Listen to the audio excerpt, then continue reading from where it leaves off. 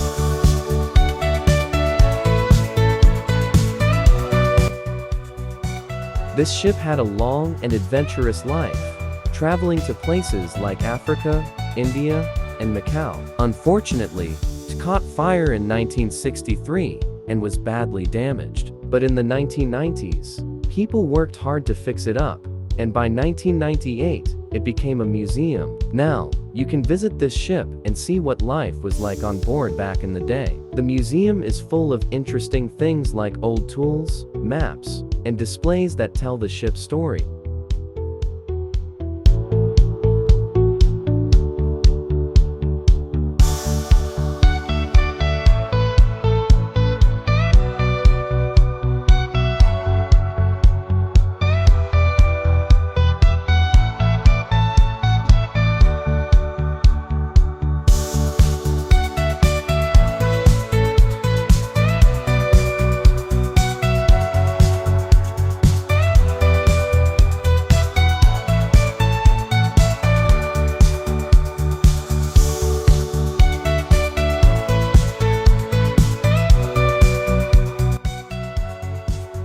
Walking around the Dom Fernando de Eagle Ria, you can imagine the sailors climbing the ropes and setting the sails. Then, stepping into the Barracuda, you get a feel for the cramped and high-tech life of a submariner. It's a great place for anyone who loves ships, history, or just learning something new.